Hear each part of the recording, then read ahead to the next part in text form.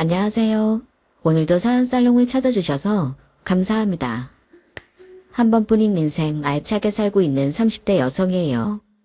할까 말까 고민될 땐 하지 말라고 하잖아요. 그건 고민이 시작된 시점부터 이미 나는 해서는 안 되는 이유를 은연중에 알기 때문이래요. 그런데도 사람들이 일을 벌이는 건 혹시나 하는 기대 때문이겠죠. 저 역시도 그랬으니까요. 제 결혼이 실패한 것도 어쩌면 아니란 저의 기대 때문이었는지 모르겠어요. 가시밭길을 걷게 될 걸 알면서도 내 남편만은 다를 거라는 근거 없는 믿음이 저를 부추겼거든요. 결론은 이혼녀가 되었지만요. 그럼에도 불구하고 제가 이렇게 살아온 얘기를 남들 앞에 꺼낼 수 있게 된 건 실패 후 달라진 제 인생이 오히려 전화위복이 되었기 때문이에요. 저희 친정은 꽤 부유한 편에 속했어요. 아빠가 사업을 크게 하신 덕도 있지만 이전부터 본가와 외가 모두 돈 있는 집안이었기 때문이에요. 하지만 그놈의 돈 때문에 우리 가족은 늘 얼굴을 붉히고 살았어요. 특히 형제 자매 간의 오해는 엿바꿔 먹고 없을 정도로 늘 싸움을 해댔죠. 철이 들면 나아지려나 했지만 오히려 그 반대였어요. 서로 부모님 돈을 더 가져가겠다고 기를 쓰고 달려들었으니까요. 형제 자매 간의 싸움을 부추긴 건 저희 아빠였어요. 난 무조건 이기는 놈한테 전 재산을 줄 생각이다. 약한 놈은 필요 없어. 공부로 이기든 장사를 해서 이기든 최고가 되는 놈만이 내 재산을 받을 수 있는 자격이 있는 거야. 장남이라고 더 주고 딸이라고 덜 주는 일은 없으니까 다들 경쟁해서 이겨라. 내 재산을 꽁으로 받아먹을 생각은 애초에 하지 말란 얘기야. 알겠냐? 5남매 중 막내인 저는 위로 오빠가 셋, 언니가 하나 있어요. 자식 많은 집 막내딸은 귀여움을 독차지하고 자란다는데 제 경우는 반대였어요. 욕심 많은 큰오빠와 이기적인 언니, 이간질로 형제간의 다툼을 유발하는 둘째 오빠, 그리고 사고뭉치 셋째 오빠한테 저라는 존재는 초장에 밟아버려야 하는 경쟁자일 뿐이었거든요. 다들 돈 욕심은 많았지만 공부는 그저 그랬어요.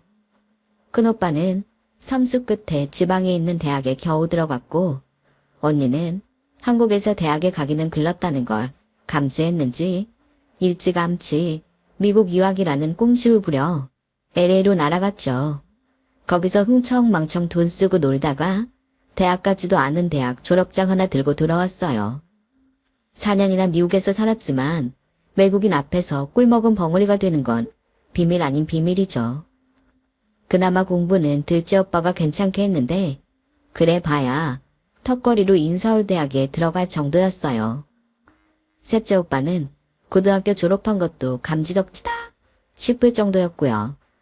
이러니 아빠가 자식 공부 얘기만 나오면 친구분들 앞에서 고개를 들지 못했어요. 그런데 하필 아빠 회사의 하청업체를 운영하는 아빠 친구분 아들이 고려대에 붙었지 뭐예요. 없는 살림에 과외 한번 못 받고도 명문대에 들어간 아들 덕분에 아빠 친구분은 평소와 달리 어깨를 쫙 펴고 큰소리를 떵떵 치게 되었어요. 돈 자랑보다 신나는 건 자식 자랑이라고 그날따라 아저씨는 저희 아빠 귀를 팍팍 죽이며 잘난 척을 하셨죠. 술자리를 마치고 집에 돌아온 아빠는 냉수를 벌컥벌컥 드시면서 그러셨어요. 개놈의 새끼, 내 앞에서 찍소리도 못하는 게 아들 고대에 갔다고 유세는. 친구 욕을 하던 아빠는 불만의 화살을 엄마랑 저희 오남매한테 돌렸어요. 당신은 도대체 애들 교육을 어떻게 시킨 거야? 그간 과외비랑 학원비로 얼마를 썼는데 새끼들 중에 변변한 대학 나온 놈이 하나도 없어. 이래서야 돈 쓴 보람이 있겠냐고. 어떻게 저런 돌대가리들만 나왔는지. 하필 그때 제 눈이 아빠랑 마주쳤어요. 순간 불길한 예감이 들더군요.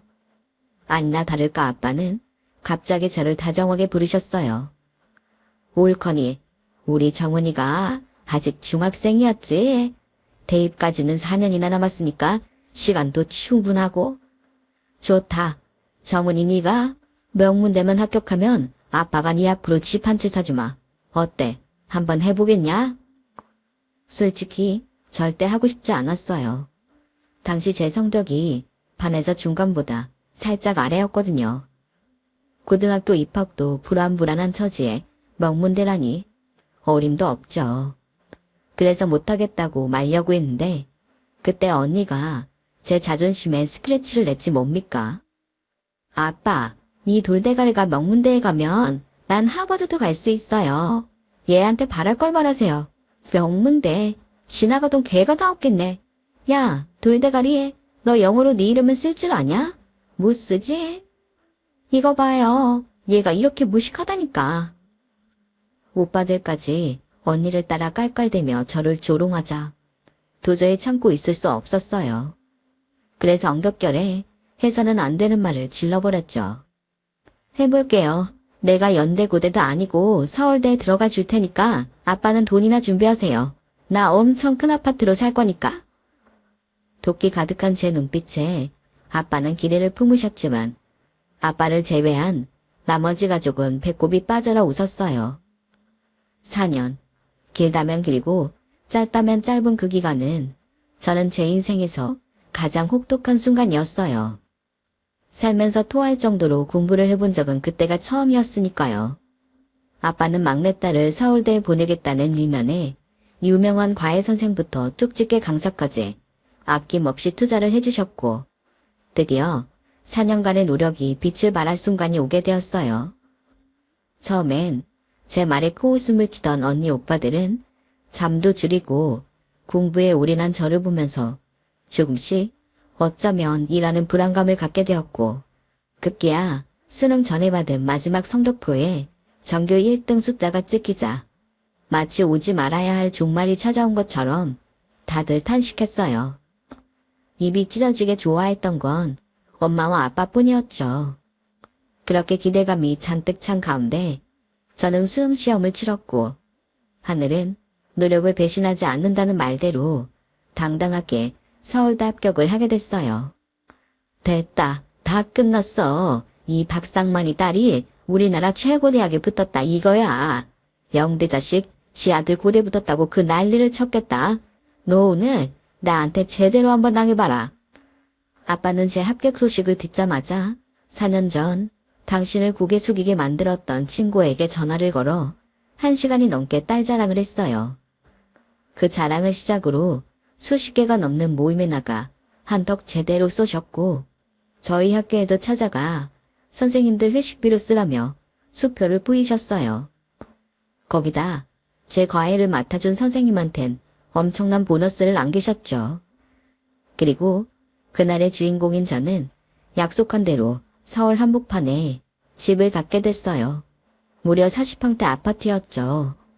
역시 우리 막내딸이 해낼 줄 알았다. 쭉 이대로만 자라다오. 그럼 아빠 재산은 전부 네 차지가 될 테니까 아빠 말 알아듣겠지?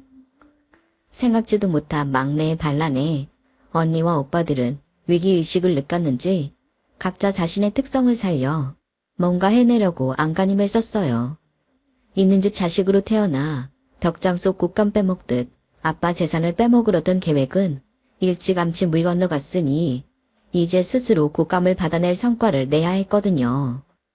자식의 이런 변화에 아빠는 매우 흡족해 하셨어요. 하지만 믿었던 막내딸한테 엄청난 배신을 당하게 될 줄은 몰랐을 거예요. 대학에 들어가는 데만 열을 올렸던 저는 입학과 동시에 그간 공부하느라 못해본 것들 하느라 24시간이 모자랄 지경이었어요. 아빠가 용돈도 넉넉히 쥐어주신 덕에 돈 걱정 안 하고 쇼핑에 음주 가무를 즐기며 당당한 생활을 이어갔죠. 성적표에 F가 뜨는 과목이 늘어갔고 이러다간 졸업도 제대로 못할 위기에 처하고 말았어요. 그때 구세주처럼 저를 도와준 건 다름 아닌 저희과 복학생 오빠였어요. 그 오빠는 돈 잘 쓰는 제 옆에 붙어서 듣기 좋은 말만 쏟아내는 동기들과 달리 제게 쓴소리만 해댔어요. 네가 부모 돈 믿고 까부는 모양인데 그 돈이 얼마나 오래 갈 거 같냐? 적어도 부모님 재산을 지킬 정도의 힘은 길러놔야 되는 거 아니야? 기업의 2, 3세들만 봐도 모르겠니? 지킬 힘이 없는 놈은 10년도 안 돼서 회사를 말아먹고 남은 돈 겨우 챙겨서 비참한 말로를 맞는다고. 지금은 니네 아버지 재산 평생을 써도 다 못 쓸 것처럼 많아 보이지? 멍청한 자식 손에선 그거 날리는 거 한순간이다. 평생 손에 물 안 묻히고 산 니가 일반인들처럼 살 수 있겠어? 시장에서 콩나물 가격 깎아가며 만원 버스에 치여 직장 다니고 쥐꼬리만한 월급 쪽에서 살아야 한다면 너 할 수 있겠냐고. 속으로 난 그렇게 살 일 없다고 생각하지. 근데 사람 일 모르는 거야. 지금 너 하는 꼴 보면 네 아버지 재산 절대 못 지켜. 서울대 출신이면 누구나 쉽게 취직하던 시절은 끝났어. 서울대 출신도 스펙 없으면 집에서 손가락 빠는 백수신태 못 면한다고. 그러니까 네 미래를 위해서라도 수업 제대로 들어. 부모 돈 아니래도 네 힘으로 번 돈으로 살 수 있게 힘을 키우라고. 하나같이 뼈를 때리는 말들이라 한마디 반박도 못하고 입술만 삐죽거렸어요. 그동안 제 곁에는 입안의 혀처럼 달달한 소리만 해주는 친구들 뿐이었어요. 이렇게 면전에 대놓고 쓴소리를 해주는 사람은 처음이었죠.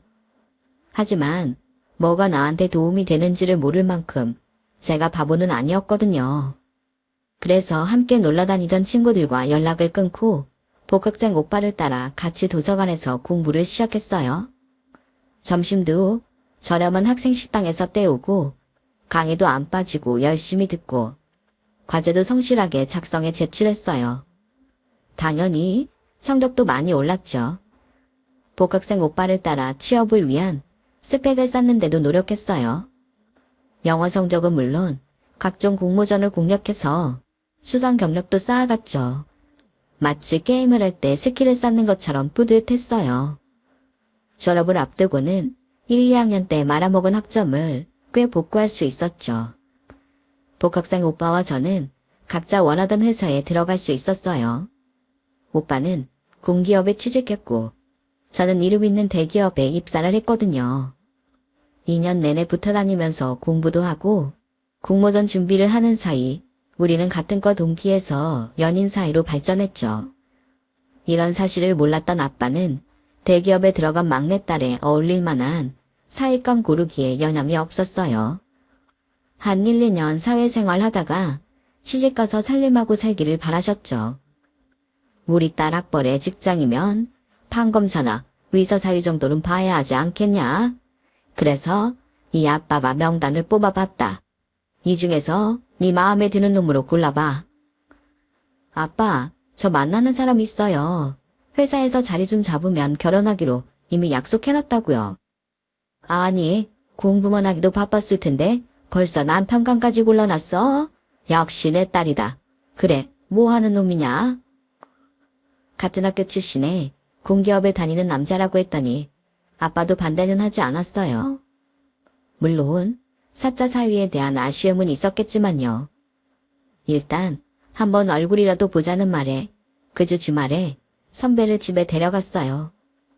아빠는 선배와 바둑도 드시고 꽤 오래 얘기를 나누셨어요. 분위기만 봐서는 당장 결혼을 허락해 주실 것 같았죠. 그런데 선배가 돌아가자 아빠가 저를 불러 그러시는 거예요. 저 놈은 안 되겠다. 꿈이 너무 작아. 공기업 다닌다는 얘기 들었을 때부터 젊은 놈이 너무 안전한 길로만 가려고 하는 게 아닌가 걱정했는데 내 생각에 틀리지 않더구나. 고작 꿈이라는 게 10년 안에 직장만 해서 형제들 서울에 불러 사는 거라니 이게 말이 되는 소리냐? 게다가 홀어머니 모시고 살 여자를 찾는다니? 아니, 요즘 세상에 줄줄이 시동생에 시어머니까지 모시고 살 여자가 어딨어? 딸 자식도 똑같이 돈 들여 가르치고 내 입에 들어갈 거 뺏어 먹이고 키웠는데 누구 맘대로 부려먹을 생각을 해? 저놈은 글렀어. 평생 함께할 여자를 구하는 게 아니라 지집 식구들 건살 공짜 식모를 구하려는 놈한테 내가 널 어떻게 보내? 그러니 마음 정리하고 일찌감치 끝내. 아빠, 선배 그런 사람 아니에요. 솔직히 저요. 선배 아니었으면 졸업도 못하고 아직도 아빠가 주는 용돈 받고 살았을 거예요. 저 1, 2학년 때 성적 아시잖아요. 그때 정신 차리게 옆에서 도와준 거 다 저 선배라고요. 시어머니 시동생들이랑 같이 사는 게 어때서 그래요. 선배네 형제들은 우리 집이랑 다르게 위 좋고 착실한 사람들이라고요. 아빠가 무슨 걱정을 하는지 잘 알지만 아직 벌어지지도 않은 일 먼저 반대부터 하지 마시고 기다려주세요. 우리가 잘 사는 모습 보여드릴게요. 아끼는 막내딸이 편한 인생을 두고 가시밭길로 가려고 하는데 손 놓고 있을 부모가 어딨겠어요. 엄마는 제 부탁에도 불구하고 밖에서 따로 선배를 만나 헤어지라 강요했고 그래도 말을 안 듣자 아빠까지 나서서 우리 둘 사이를 갈라놓으려고 했어요. 반대가 심해지면 반발도 심한 법이잖아요. 저는 사춘기 때도 안 하던 반항을 하며 부모님과 등을 지게 됐고 결국 얼마 뒤 집을 나오게 됐어요. 대학 입학할 때 아빠한테 선물 받은 아파트가 있으니 살 곳도 있겠다. 직장 생활하며 버는 돈도 있겠다. 혼자 못 살 것도 없겠다 싶었죠. 혼자 살면 잡생각도 는다는데 제 경우는 회사 일이 너무 바빠서 딴 생각할 겨를이 없었어요. 대기업이 월급도 많이 주고 직원 복지도 좋지만 그에 못지않게 일을 무자비하게 시키거든요. 거기다 회사 내에서 영어 시험도 보고 성적이 낮지만 회사에서 영어 학원비도 내주며 강제로 공부를 시켜요. 직원들 실력을 극대화해서 최고치를 빼먹겠다는 게 이유죠.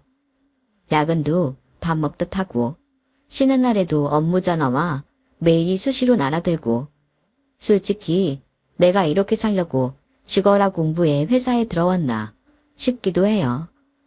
거기다 퇴근에 돌아온 후에는 집안 청소에 빨래도 돌려야 하고 이래저래 할 일이 많아서 몸이 10개라도 모자랄 판이었어요. 이렇게 삶의 여유라고는 1도 없는 강인군이 이어지면서 저는 영혼까지 바싹 말라가는 기분이었어요.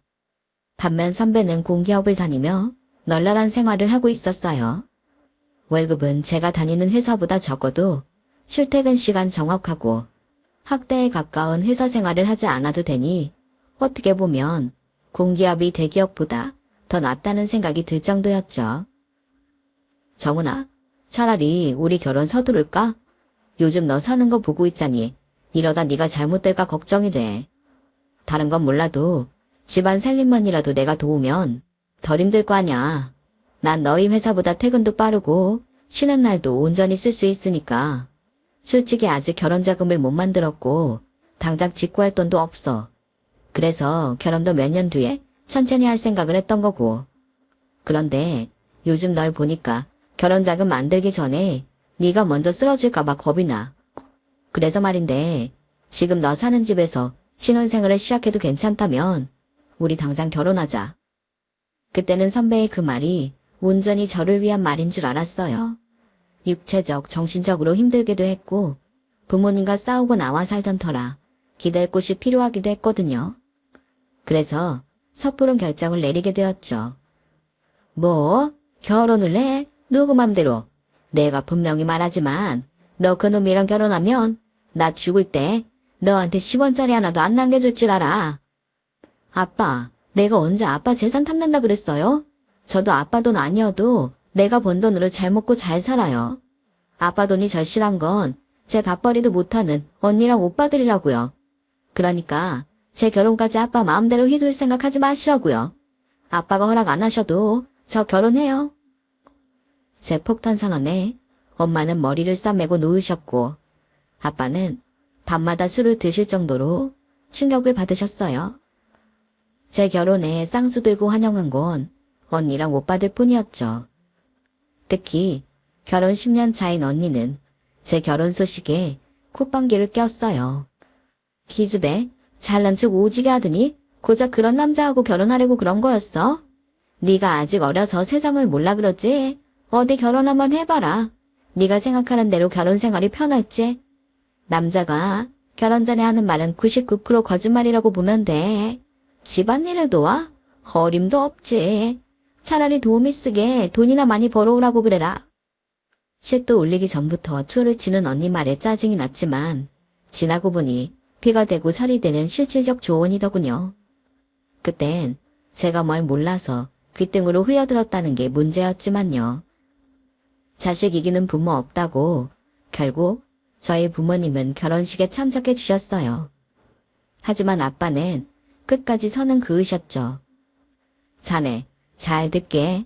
난 이 결혼 아직도 반대라네. 앞으로 둘이 잘 살기를 바라는 마음은 있지만 딱 거기까지야. 이거 한 가지는 확실히 하세. 내가 언제 죽을지 모르지만 언제가 됐든 내 재산은 너희 부부한테는 10원도 한 장 안 남겨줄 테니 기대 말게.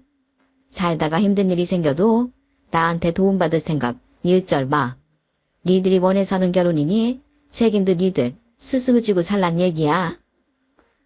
아빠는 굳은 표정으로 말씀하셨어요.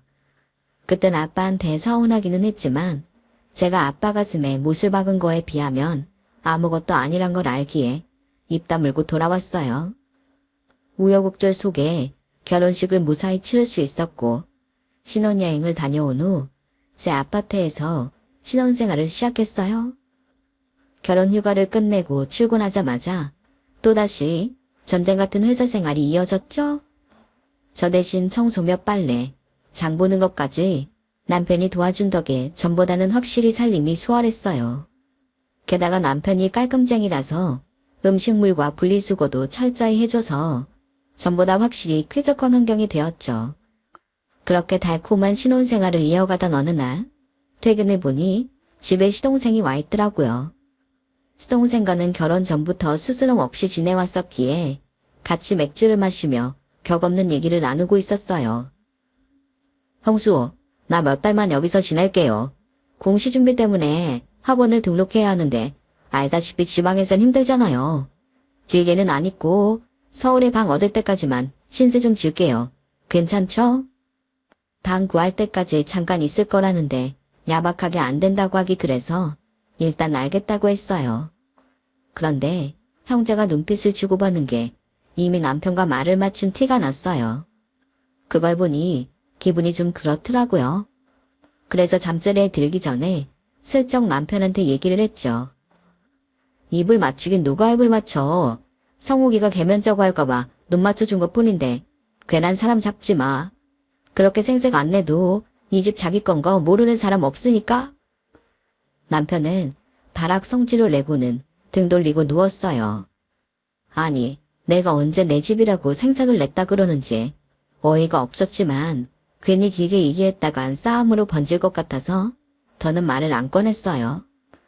얼떨결에 시동생과 한 집에 살게 된 게 불편하긴 했지만 시동생이 눈치껏 청소도 하고 빨래도 해줘서 오히려 전보다 편하긴 했어요. 몸이 편해져서 그런가 왠지 살이 좀 오르는 기분이 들더라고요. 그러던 어느 날이었어요. 초복이라서 회사 사람들과 점심시간에 삼계탕을 먹으러 왔는데 국물을 막 뜨려는 순간 헛구역질이 나는 거예요. 그러자 앞에 앉은 대리님이 대뜸 자기 임신했나 보구나. 맞지? 안 그래도 요즘 몸이 좀 부은 것 같다 했더니 임신해서 그랬구나.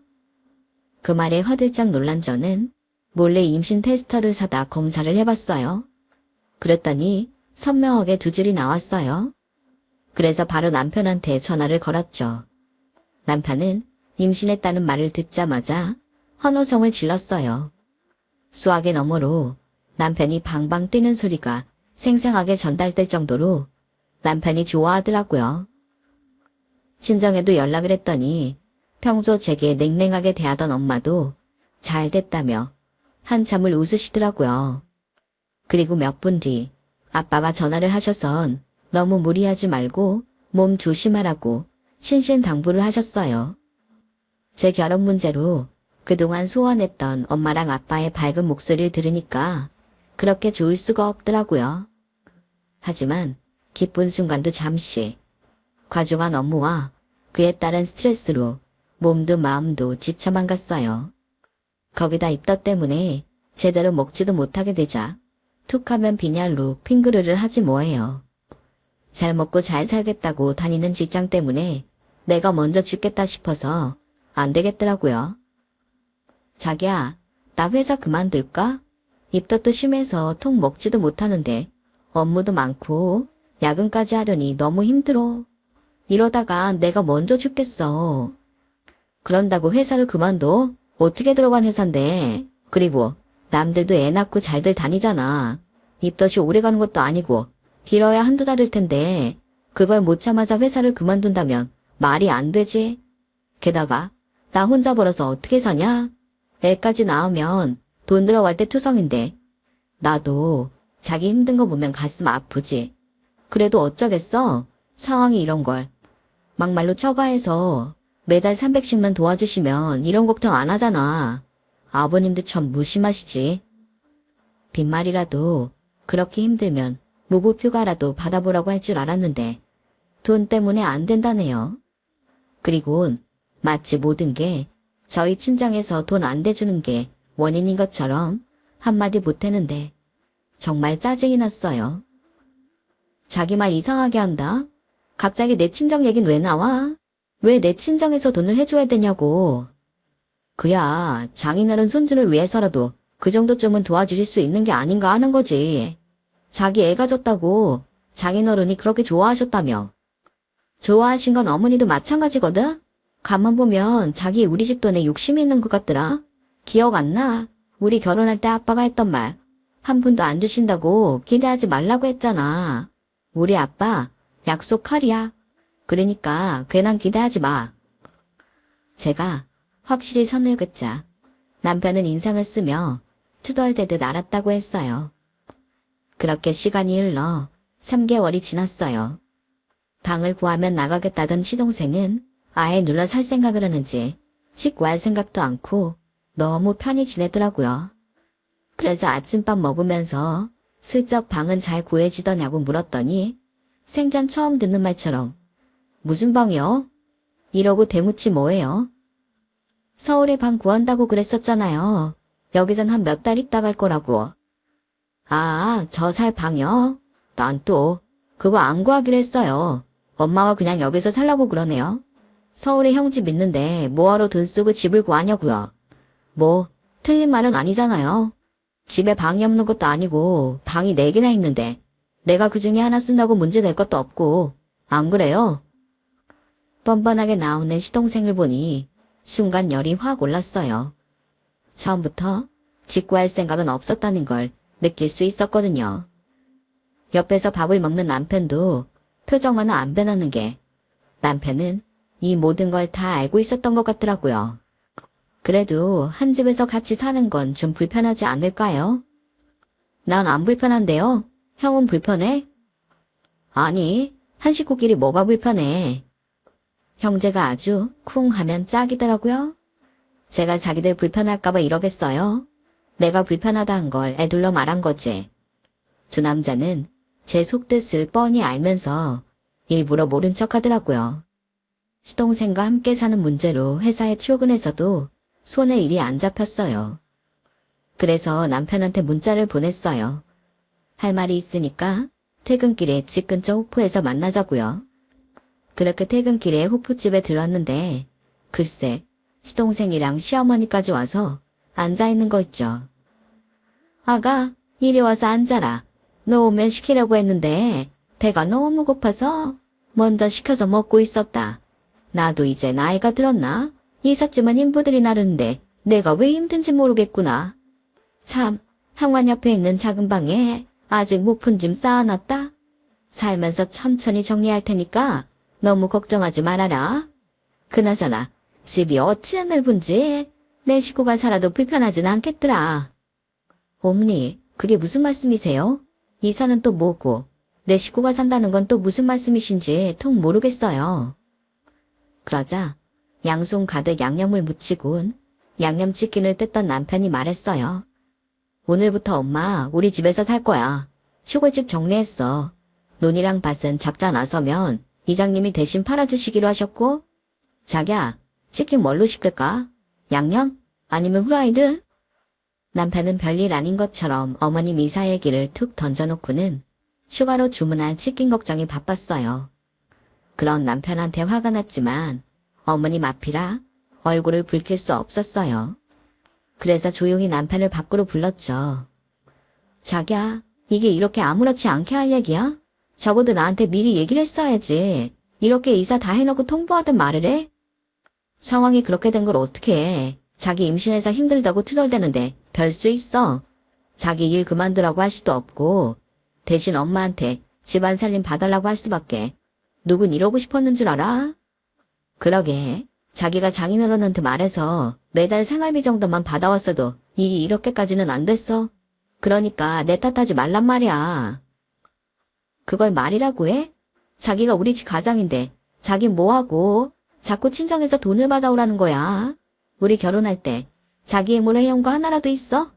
이 집도 우리 아빠가 나 사준 집이고 살림살이도 다 내가 가지고 있던 거잖아. 자기가 가지고 온 거라곤 자기 게임기랑 면도기 하나가 다야. 빈손으로 결혼한 남자가 뭐가 이렇게 당당해서 매번 처가덕을 말해. 당신은 가장으로서 창피하지도 않아. 아, 이제야 본색이 나오는구나. 그러니까 네 집에 우리 집 식구들 와서 사는 게 못마땅한 거구나 너. 네 집이라고 내 앞에서 집주인 행세라도 하겠다는 거 아냐. 너 정말 치사한 애다. 예초에 우리가 왜 결혼 서둘렀는지 기억 안 나? 너 때문이었잖아. 네가 회사일 힘들다고 징징대서 할 수 없이 서둘러 결혼하느라 내가 결혼자금 만들 시간이 없었던 건데 이제 와서 누구 탓을 해? 왜? 살아보니 내가 네 성에 안 차디? 니네 아빠가 골라준 남자 만나 돈 쓰는 재미로 살 걸 후회하는 거 아니냐고. 이런 식으로 매번 알량한 집 하나 갖고 유세 떨 거면 차라리 끝내자. 솔직히 너랑 결혼하기로 했을 땐 나라고 돈 욕심 안 났겠냐? 네가 외동딸은 아니지만 그래도 네 형제들 중에 멀쩡한 거 너 하는데 설마 네 아버지가 모른 척 할까 했어. 회사는 아니어도 최소한 몇십억은 네 몫으로 떼어줄 줄 알았다고. 근데 뭐 10원도 못 줘. 꼴랑 아파트 하나로 퉁치겠다는 소리 듣고 유산은 물 건너갔다 생각했어. 그럼 유산은 못 받더라도 생활비 명목으로 돈은 뜯어올 수 있는 거 아니냐? 자기 손주 가진 딸내미가 용돈 좀 달라는데 안 주겠냐고. 힘들다고 징징댈 시간 있으면 돈 많은 니네 아빠한테 돈 받아 쓰는 게 낫잖아? 내 말이 틀려. 근데 그걸 안 하겠다고 그 난리야.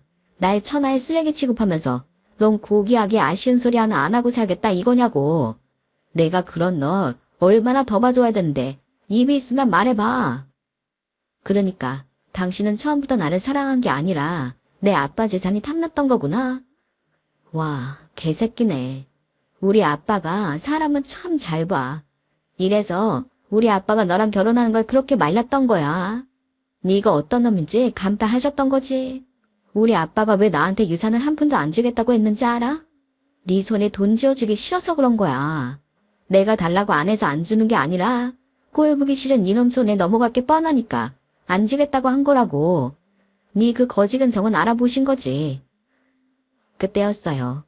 제 뒤에서 시어머니가 소리를 빽 지르더군요. 뭐? 거지 근성? 네 년이 틀린 입이라고 함부로 짓거리는구나. 네가 뭔데 내 아들한테 큰 소리냐? 이래 봬도 내 아들이 우리나라에서 최고로 좋은 서울대 나온 사람이다. 그런데 네가 뭐라고 내 아들한테 함부로 굴어? 건방진년 같으니라고. 한 번만 더 내 아들한테 큰 소리 쳐봐라. 내가 가만 안 둘 테니. 어머님 아들이 나온 그 좋은 대학 저도 나왔어요. 어머님 아들만 잘난 거 아니라고요. 됐어. 그만해. 엄마 신경 쓰지 마세요. 지도 양심 있으면 반성하겠죠. 남편은 시어머니를 모시고 후프집으로 들어가 버렸어요. 저는 그 길로 혼자 집으로 돌아왔어요. 현관문을 열자마자 시골 된장 냄새가 온 집안에 가득했어요. 거실이며 팬트리, 베란다에도 시골집 살림이 가득했어요. 정말 숨이 턱 막힐 지경이었죠. 머리가 지끈거려서 방으로 들어가 침대에 몸을 뉘었는데 그대로 꺼져버릴 것처럼 몸이 푹 가라앉더라고요. 손가락 하나 들 힘도 없이 말이에요. 그 순간 배를 쥐어짜는 것 같은 통증이 몰려왔어요.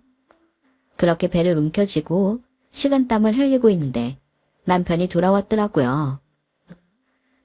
여보, 나 배가 아파. 있는 힘을 쥐어짜 말은 했지만 돌아온 대답은 이거였어요. 야, 쇼하지 말고 일어나. 네가 그런다고 내가 잘못했다고 빌 것 같냐? 아주 임신한 게 유세다 유세. 그리고 거실로 나가버렸어요. 저는 안간힘을 쓰며 휴대폰을 집어들었고 긴급전화 버튼으로 아빠한테 전화를 했어요. 말할 힘도 없어서 비명을 질렀죠.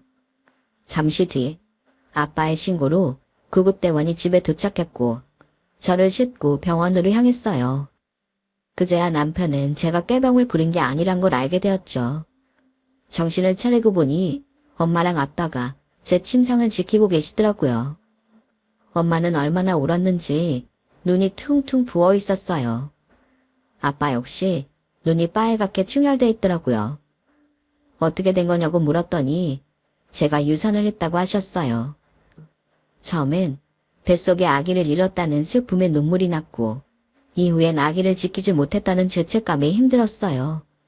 그리곤 제가 배를 잡고 고통스러워 하는데도 매정하게 방을 나간 남편이 죽일 듯 미웠어요.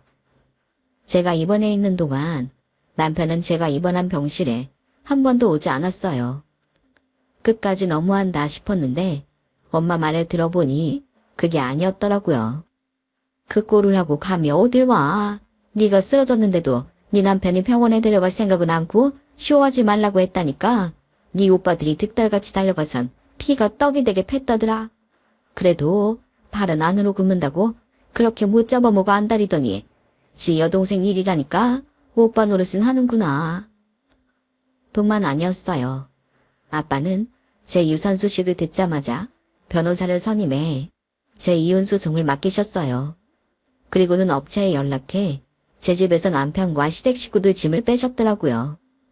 당장 이사할 집도 없는데 짐을 빼면 어떡하냐고 시어머니가 통사정을 했지만 세상 빛도 못 본 손주를 잃은 아빠는 들은 척도 안 했어요. 그동안 내 새끼 피 빨아먹은 거머리들 용서 못한다며 인정사정 봐주지 않으셨거든요. 그건 이혼소송에서도 마찬가지였어요. 이혼소송을 하면서 알게 된 건데 남편이 저 모르게 동료 여직원과 원나잇을 한 적이 있었더라고요. 아빠는 당장 회사에 알려 개망신 주고 회사에서 쫓겨나게 하고 싶어 하셨지만 그랬다간 오히려 우리가 소송을 당할 염려가 있어서 그러지 못했어요. 대신 남편과 동료 여직원 급여에 가압류 신청을 했어요. 각각 간통 위자료와 상간녀 위자료 명목으로요. 그 일로 남편과 여직원은 회사를 떠나게 되었죠. 확실히 공기업이라 그런 쪽에 대해선 가차 없는 모양이더라고요. 결국 남편은 간통 위자료를 떠안게 된 데다 철바통일 줄 알았던 직장까지 잃게 되었어요. 염치 없이 제 집에 몰려들었던 시댁 식구들은 하루아침에 시골집도 잃고 가문의 영광이었던 큰아들까지 데리고 다시 낙향하게 됐고요.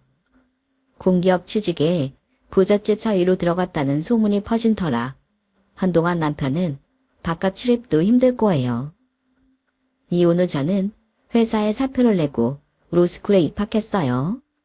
남편과 이혼을 하면서 도움받은 변호사를 보고 꿈이 생긴 탓이었죠. 실패한 결혼에 얽매여 살기보다는 한 걸음씩 앞으로 나가고 싶어서 했던 결정인데 의외로 제 적성에 맞아서 즐겁게 공부할 수 있었어요.